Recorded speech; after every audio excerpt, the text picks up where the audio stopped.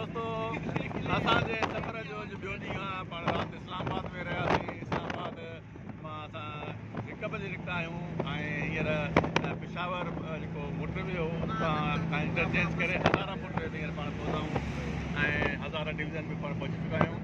ऐं हीअ ھزارا जा मोटरवे जा ख़ूबसूरत नज़ारा तव्हांजे साम्हूं आहिनि ऐं ज़बरदस्त मौसम आहे, जुड़ाली मौसम आहे ऐं किथे किथे सिज बि निकिरे थो ऐं असां हिन रोज़ु तमामु घणो ख़ुशहाल आहे। छो कल्ह बोरडंदा कचहरी की बारगला पहाड़ ते जॾहिं वियासीं दामन को ऐं तमामु घणो मथे ऊचाइनि ते वियासीं, ॾाढियूं ख़तरनाक चाढ़ियूं हुयूं ऐं उते बोल्डर खे ॾिसी ॾाढो ख़ुशि थियो। दादा कीअं तव्हां महसूसु कयो ھزارا मोटर ते अची विया हो? कल्ह बोरडन सां मीटिंग कयव, तव्हांजी मीटिंग केतिरे ते क़दुरु कामयाबु हुई? दोस्त मुंहिंजो इस्लामाबाद जो सफ़र आहे ॾाढो सुहिणो आहे। माशाल्लाह ॾाढो भलो आहे। सभई दोस्त इंजॉय कंदा हलूं था पिया ऐं ॾाढो सफ़र असांजो सुहिणो थियो आहे, मिठो थियो आहे। माशाल्लाह भलो सफ़र आहे इस्लामाबाद जो। दादा कीअं रही मीटिंग बोलण सां? बोलण जी मीटिंग पंहिंजी हूंदी आहे ऐं हली आहे, सही सफ़र आहे, बहितर। हाणे तव्हांजो तर्जुमान ॿुधाईंदो मिस्टर मुर्तज़ा नंढे ट्रेन की काबीना मोकिली हुई, असां ॻाल्हियूं कामयाबु न थियूं। वापसी ते असां ॻाल्हियूं रखियूं आहिनि, हफ़्ते खनि असां बोलण वरिती आहे। बोलण जा मुतालबा छा छा आहिनि? बोलण जा मुतालबा हुन जा ॿुधाइण जोगा न आहिनि फ़िलहालु, ॿुधाइण जोगा न आहिनि, सीक्रेट आहिनि।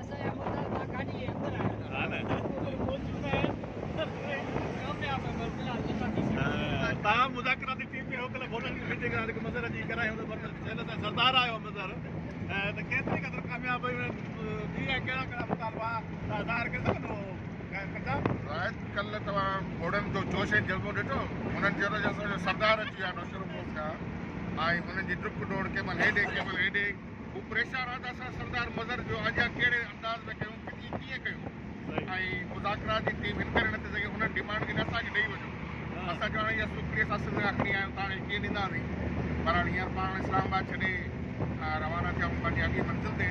तमामु दिलकश मंज़र आहिनि ऐं तमामु बहितरीनु मौसम आहे ऐं संगत में तमामु घणो खिलबो पियो अचे ऐं दुआ आहे त सफ़र ख़ैर सां गुज़रे। साईं तव्हां बि कल्ह बोलण सां जेको आहे ॾिठो ऐं मंज़र ख़ासि करे वॾी डिमांड ही सरदार आयो त कीअं पियो महसूसु कयो तव्हां कचहरी में?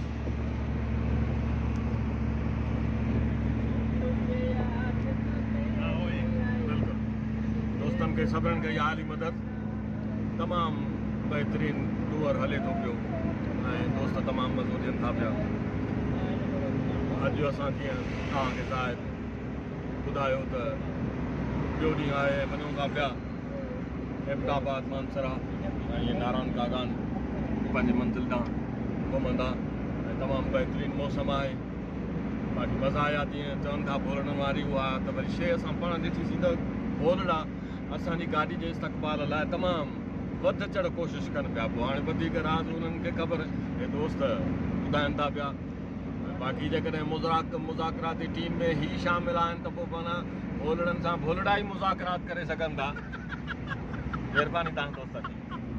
महिरबानी साईं तव्हांजी कुर्ब ऐं तव्हां बाक़ी बोलड़ा ई जेको आहे मुलाक़ात करे सघंदा। हीउ ॾाढो ख़ूबसूरत मंज़र पाण इंजॉय करे रहिया आहियूं। ھزارا मोटरवे आहे ऐं ھزارا मोटरवे जा मंज़र मां ॾेखारे थो हलां।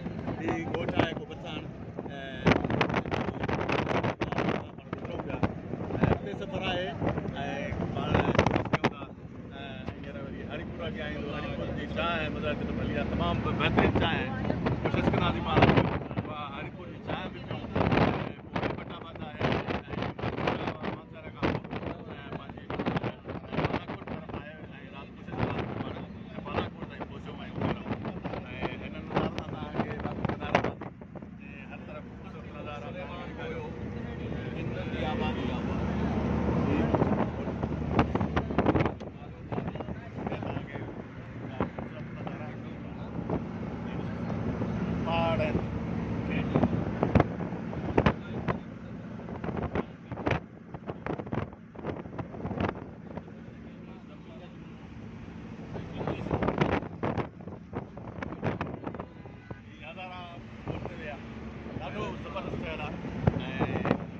लोकेशन ज़बरदस्त